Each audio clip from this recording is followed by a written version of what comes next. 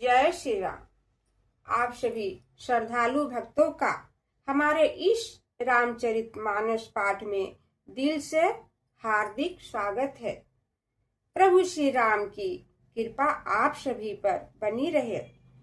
तो आइए आज के इस पावन प्रसंग का भाव पूर्वक श्रवण करते हैं।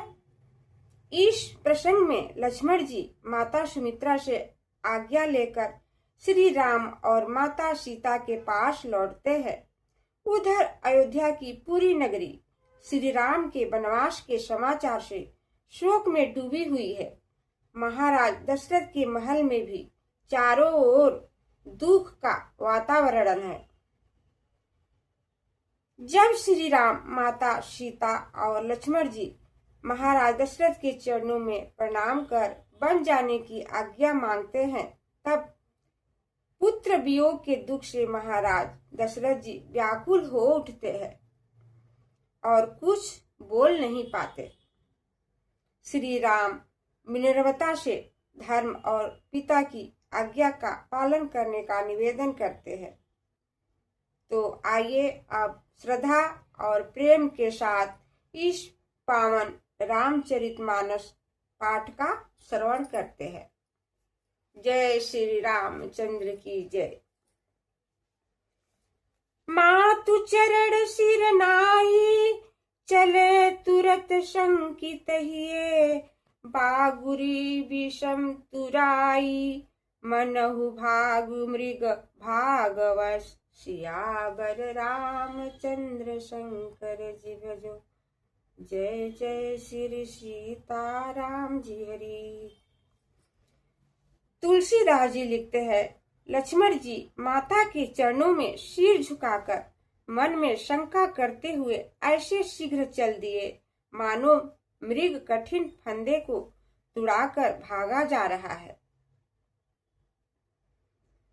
गए लसण जहाँ जानकी नाथा, भे मन मुदित पाई प्रिय साथा।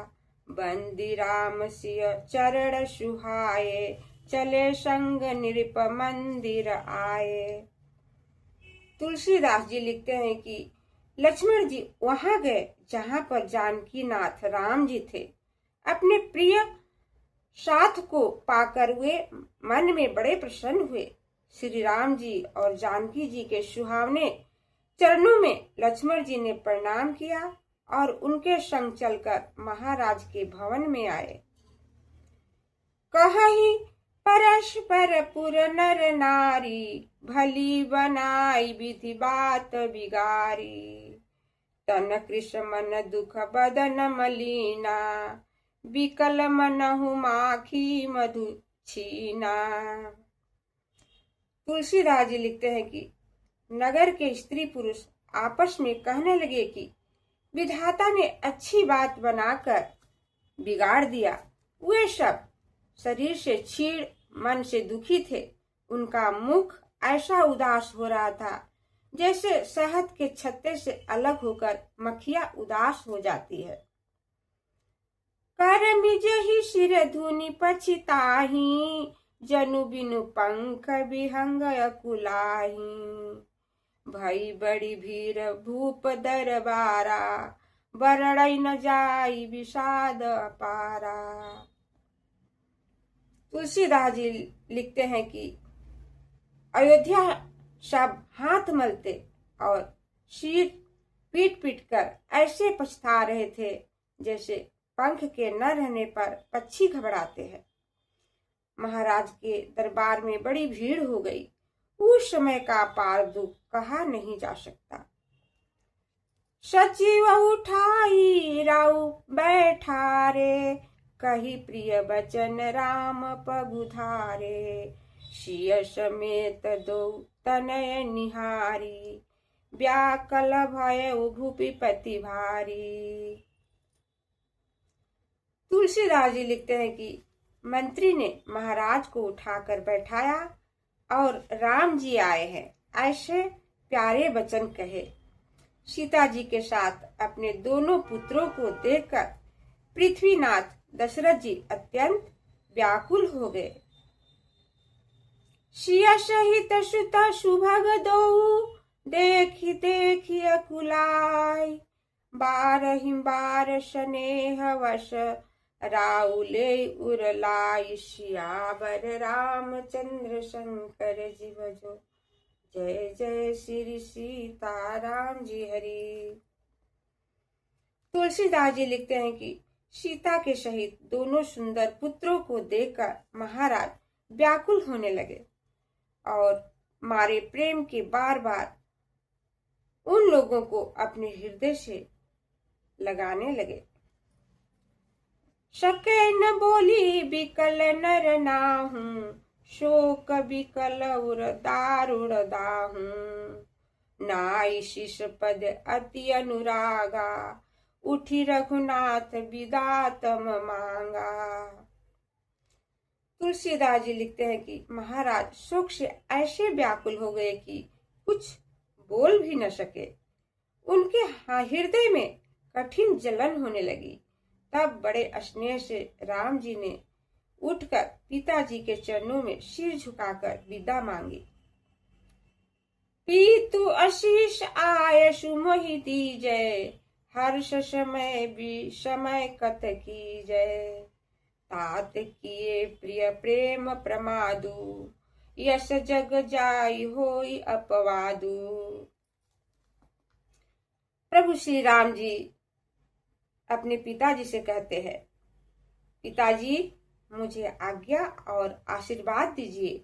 प्रसन्नता के समय विषाद क्यों करते हैं?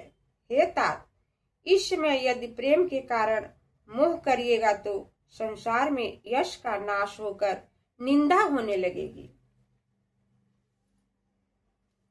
शून्य स्नेह वश उठी नर नाहूं बैठा रे रघुपति गही बाहू सुनहु तात तुम कह मुनि कहहीं राम चराचर नायक अहहीं।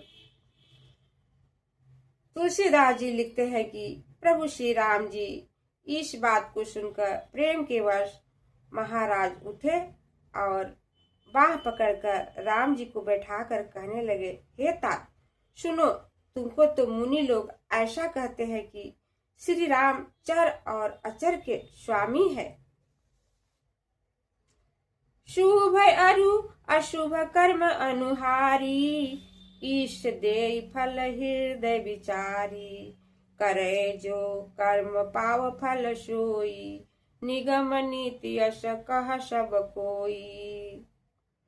महाराज दशरथ जी प्रभु श्री राम जी से कहते हैं, ईश्वर तो मन में विचार कर अच्छे और बुरे कर्मों के अनुसार फल देते हैं। वेद शास्त्र और सब लोग भी ऐसा कहते हैं कि जो कर्म करता है उसका फल भी वही पाता है। और करे अपराध कोई और पाओ फल भोग अति विचित्र भगवंत गति को जग जाने जोग सियावर रामचंद्र शंकर जी भजो जय जय श्री सीताराम जी हरि। तो भाई बहन, आप सभी राम भक्त, आपने अभी सुना कि राम सीता और लक्ष्मण को देखकर दशरथ जी कितने व्याकुल हो जाते हैं। यह प्रसंग हम माता पिता के सम्मान, धर्म पालन और त्याग का अनुपम संदेश देता है। तो आप सभी अगले दिन भी रामचरितमानस का पाठ सुनिएगा। अगर अभी तक मेरे चैनल को सब्सक्राइब नहीं किया है तो तुरंत करें, लाइक कमेंट करें और अपने परिवार और मित्रों के साथ साझा करें। मुझसे रामचरितमानस का पाठ पढ़ने में जो भी भूल होती है उसे जरूर क्षमा करिएगा। जय सियावर रामचंद्र की जय। धन्यवाद।